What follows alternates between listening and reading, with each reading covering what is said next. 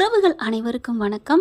எப்பா விஜய், என்னப்பா இப்படி நீ பாட்டுக்கு வர்ற போகிற, என்னப்பா மனசில் நினச்சிட்டு இருக்க? இது பாட்டி. என்ன நினச்சிட்டு இருக்கேன்? நான் என் பிள்ளைய வளர்த்துக்கிட்டு ஆளாக்கணும்னு சொல்லிக்கிட்டு இருக்கேன், அவ்வளோதான். என்னப்பா இப்படி இருந்தால் என்னப்பா? அவள் பாவம் இல்லையா? அம்மா இல்லாத பிள்ளையா வளரலாமா?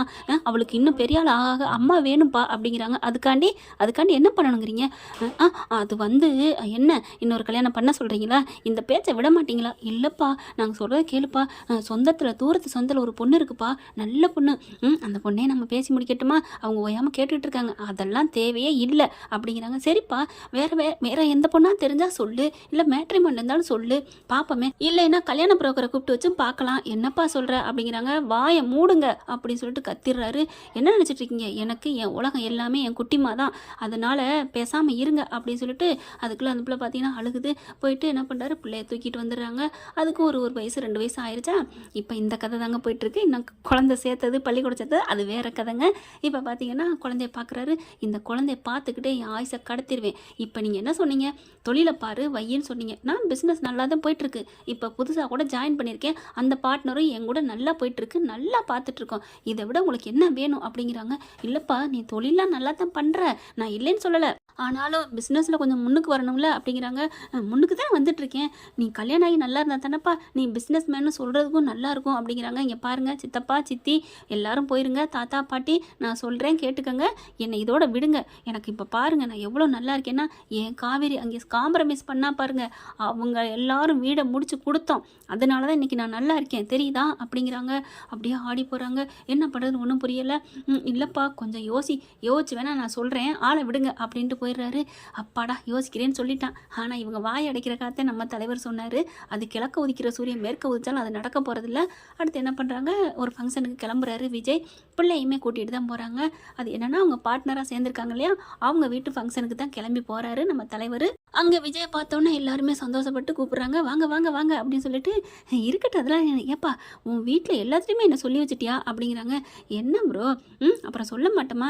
நம்ம 2 பேரும் பார்ட்னர் இணைஞ்சு எவ்வளோ நல்லா பண்ணிக்கிட்டு இருக்கோம், எத்தனை கோடி பிஸ்னஸில் சக்ஸஸ் ஆகிட்டு இருக்கு, என்ன அப்படிங்கல.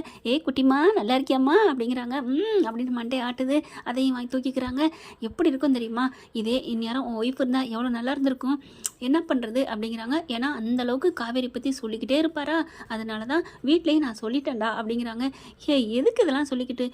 அப்புறம் நம்ம பார்க்குற நேரம் பூரா உன் காவேரி கதையை சொல்கிற, வீட்டுக்கு போனால் அதே தானப்பா எனக்கே வருது, நானும் வீட்டில் எல்லாத்தையும் சொல்லிட்டேன் அப்படிங்கிறாங்க. சரி பரவாயில்ல அப்படின்னு சொல்லிட்டு எல்லா வேலையும் இழுத்து போட்டு பார்க்குறாங்க. பாப்பாவும் சம்மத்தா அழுகாமல் இருந்துக்கிறது, வர்றவங்களெல்லாம் வாங்கன்னு கூப்பிடுறதும் பேசுகிறதும் நல்லா ஃபங்க்ஷன் போயிட்டுருக்குங்க. அடுத்து தாய்மாமன் வரணும், காது குத்தணும் அப்படின்னு பேசிக்கிட்டு இருக்காங்க. அட ஆமாங்க, அவங்க வீட்டு பிள்ளைக்கு காது குத்து ஃபங்க்ஷன் தான், அதுக்கு தான் வந்திருக்காரு நம்ம தலைவர் விஜயும். அப்புறமா எப்பா உன் பிள்ளைக்கு எப்போ காது குத்துறது? தாய்மாமன் தாயே இல்லை, அப்புறம் எங்கிட்ட தாய்மாமன் அப்படின்னு அங்கே ஒரு கிளடு சொல்ல, ஏங்க இந்த வயசானவங்களுக்குலாம் வாயில் நல்லாவே வசந்து வச்சு தேய்க்க மாட்டாங்களா, என்ன நினச்சிட்டு இருக்கீங்க அப்படின்னு அங்கேருந்து இன்னொருத்தவங்க சொல்கிறாங்க. அவங்க ஃப்ரெண்டும் கத்துறாரு. விஜய் நீங்கள் எதுவும் நினச்சிக்காதீங்க வாங்க ப்ரோ அப்படின்னு சொல்லிட்டு போகிறாங்க. என்ன மாதிரிலாம் பேசுகிறாங்க சே அப்படின்னு சொல்லிட்டு, ஏன் கவலைப்படுறேன், நான் இருக்கேன் தாய்மாமனா, ஏன் மருமகளுக்கு நான் காது குத்துறதுக்கு நான் வரமாட்டேன் என்ன அப்படின்னு கட்டிக்கிறாரு விஜய். அதுக்கப்புறம் சாப்பாடு பந்தியெல்லாம் ரெடி ஆகணும் அப்படிங்கிறாங்க. காது குத்தங்காட்டிலையும் சாப்பாடு அப்படிங்கிற சாப்பிட்டு முடிச்சுட்டு அப்புறமா காது குத்துவோம், நல்ல நேரம் இப்போ இல்லை, மதியானத்துக்கு மேலே தான் அப்படிங்கிறாங்க. அதனால் வந்தவங்களுக்குலாம் சாப்பாடுக்கு ரெடி பண்ணுறாங்க. விஜய் என்ன பண்ணுறாரு, விழுந்து வேலை பார்த்துட்ருக்காரு. அப்போ கரெக்டாக ஒருத்தவங்க வந்து கூப்பிட்றாங்கன்னு அந்த விஜயோட ஃப்ரெண்டு வெளியில் போகிறாங்க. இல்லை காசு வாங்க வந்திருக்கேன் அப்படிங்கிறாங்க. அதாவது அப்பளம் போடுறாங்க இல்லையா கடைக்கு, இந்த கம்பெனிக்கு அவங்க வந்து காசு கேட்டு வந்திருக்காங்க இந்த கல்யாணத்துக்காக. சரிம்மா அப்படின்னு சொல்லிட்டு கொஞ்சம் வெயிட் பண்ணுறியா அப்படிங்கிறாங்க. ஏன்னா என் ஃபோனு உள்ளார இருக்குது அப்படிங்கிறாங்க. பந்தியில் எல்லாமே வச்சு சாப்பாடு நடந்துட்டுருக்குங்க. சாப்பாடு எடுத்து வச்சுட்டு இருக்காங்க. பார்த்தா பரிமாறிக்கிட்டு இருக்காரு விஜய். நீங்கள் உட்காருங்க, நீங்கள் சாப்பிடாம வேலையெல்லாம் பார்த்துட்டு அதான் வச்சுட்டீங்கல்ல அப்படிங்கிறாங்க. ஒரு பந்தி முடிஞ்சிருச்சு, அடுத்த பந்திக்கு நீங்கள் உட்காருங்க அப்படின்னு உட்கார வைக்கிறாங்க. எல்லாருமே சாப்பாடு சூப்பர்ப்பா, அதுலேயும் இந்த அப்பளம் இருக்குது பாரு எவ்வளோ வேறு லெவல்ப்பா, அப்படியே நதி அப்பளம்னு பேரே போட்டிருக்கு அப்படின்னு அப்போதைக்கு காதில் வாங்குறாரு. ஆனால் அவர் காதில் பாட்டு சத்தம் கேட்குது, சரியாக கவனிக்கலை. அடுத்து உட்காடுறாங்க. உட்காந்துட்டு பாப்பா நீ சாப்பிட்டியா அப்படின்னு அப்பளத்தை கொடுக்குறாங்க. பார்த்தா அந்த பாப்பா அப்பளமாக வாங்கி திங்கிதுங்க. சூப்பராக இருக்குன்னு சொல்லிக்கிட்டு, என்னம்மா சாப்பிட வேணாமா அப்படின்னு விஜய் சொல்கிறாரு. அடுத்து ஐயோ அப்பளம் சூப்பருங்க, அதான் பாப்பா திங்கிறா அப்படின்னு எல்லாரும் சொல்கிறாங்க. அடுத்து விஜய் உட்காந்து சாப்பிட்றாரு. சாப்பிட்டுட்டு இருக்கையில் அப்பளத்தை எடுத்து வாயில் வைக்கிறாங்க. வச்சா செம்ம டேஸ்ட்டாக இருக்குது இந்த அப்பளம். இது நம்ம ஏற்கனவே சாப்பிட்ட மாதிரி இருக்கே, இது காவேரி விட்டு அப்பளம் மாதிரில இருக்குது அப்படின்னு சொல்லி பேசிக்கிட்டு இருக்காங்க.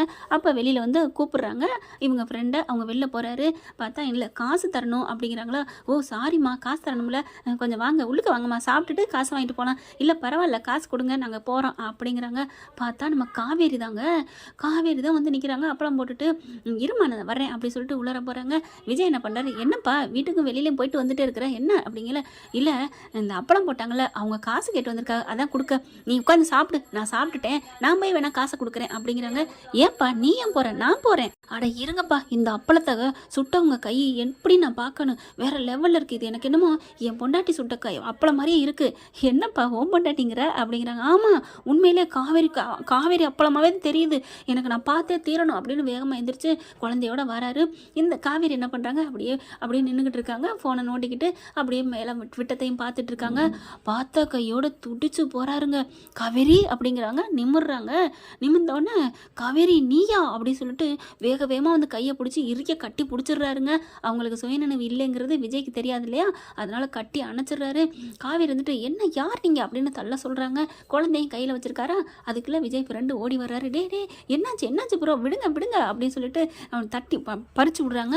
காவேரி விளையிடுறாங்க. என்ன சார் உங்கள் வீட்டுக்கு அப்பளம் போட வந்தால் இப்படி பண்ணுறாங்க அப்படின்னு சொல்ல, டே யாரா நீ ஏன்டா இப்படி கட்டி பிடிக்கிற அப்படிங்கிற மாதிரி கேட்குறாங்க. ஐயோ இவதான் என் பொண்டாட்டி காவேரி அப்படிங்கிறாரு. காவேரி தூக்கி வாரி போடுது. என்னது நான் உங்கள் பொண்டாட்டியா, யார் சொன்னா, எவங்க சொன்னா அப்படின்னு காய்ச்சி மூச்சுன்னு கத்துறாங்க. அப்பா இவளுக்கு சுயநினைவு இல்லையா, என்ன இவ பழையபடி சுடிதார்லாம் போட்டிருக்கா, கல்யாணத்துக்கு முன்னாடி இருந்த மாதிரி இருக்கிறாளே அப்படின்ட்டு.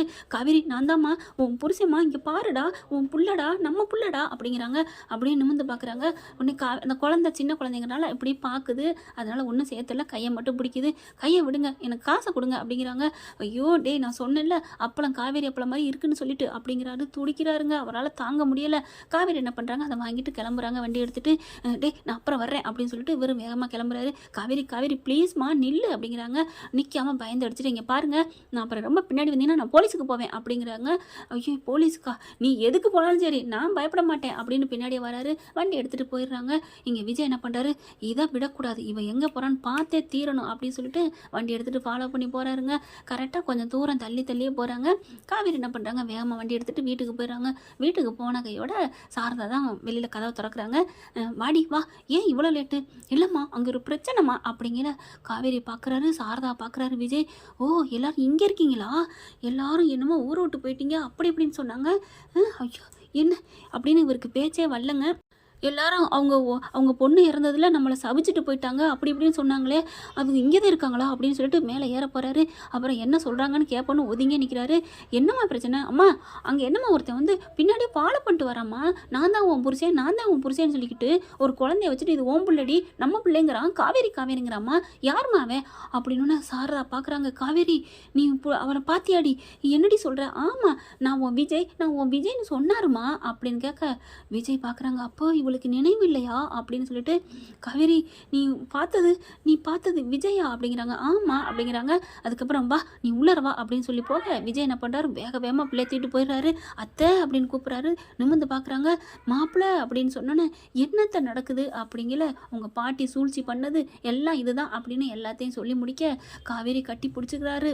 காவேரி பார்க்குறாங்க. என்னை கையை விடுங்க அப்படிங்கிறாங்க. என்னம்மா உன் புருஷன்டி, இப்போ உண்மையை சொல்கிறேன்டி அப்படின்னு சாரதா சொல்ல. என்னது என் புருஷனா, ஆமாம் காவேரி இங்கே நம்ம 3 வருஷத்துக்கு முன்னாடியே வந்துட்டோம், அங்கே இந்த பசுபதி தொல்லை தாங்க முடியாமல் தான் இங்கே வந்தோம். அதுக்கப்புறம் உன் அக்கா ஆப்ரேஷன் பணத்தை உன் மாமன் தொலைச்சிட்டேன், அந்த பணத்துக்காண்டி நீ இவனை கல்யாணம் பண்ணுன. என்னம்மா சொல்கிறீங்க, உனக்கு 45 லட்சம் கொடுத்து உதவுனாருடி இவர். அதுக்கப்புறம் அக்ரிமெண்ட் கல்யாணம் போட்டு அதுக்கப்புறம் உன் மேலே உயிரை கொடுத்து பழகுனாரு, நீனும் உயிரை கொடுத்து பழகுனேடி. அதுக்கப்புறம் 1 வருஷம் கழிச்சு இந்த யமுனாவால் நீங்கள் பிரிஞ்சிட்டீங்கடி, நான் பிரித்து பாவி ஆகிட்டேன், கூட்டிகிட்டு போயிட்டேன்டி. அதுக்கப்புறம் உன் கூட பின்னாடியே வந்தார், ஒரு மாமி வீட்டில் குடியிருந்தோம், லவ்ஸு விட்டாங்க, நீங்கள் 2 பேரும் உண்மையாக பழகுனீங்க, மறுபடியும் ஒன்று சேர்ந்தீங்கடி. அதுக்கப்புறமா அந்த பசுபதி பையன் வந்து உங்களை ஆக்சிடென்ட் பண்ணிட்டாண்டி அப்படின்னு சொல்ல. அப்படியே ஒரு மாதிரி ஆகுது. என்னம்மா சொல்கிறீங்க, ஏண்டி நீ ஒரு மாதிரி ஆகுறியே, உனக்கு ஏதாவது நினைவு வருதா, எனக்கு ஒன்றுமே தெரியலம்மா, எனக்கு மயக்கம் வருதுமா அப்படிங்கிறாங்க. காவேரி நான் தாண்டா உன் புருஷன் அப்படிங்கிறாங்க. அதுக்கப்புறம் நீ இறந்துட்டேன்னு என் வீட்டில் சொல்லிட்டாங்க தெரியுமா, இப்போ வரைக்கும் கல்யாணம் பண்ணிக்கோன்னு துடிக்கிறாங்க அப்படின்னு விஜய் சொல்ல. சாரதா பார்க்குது.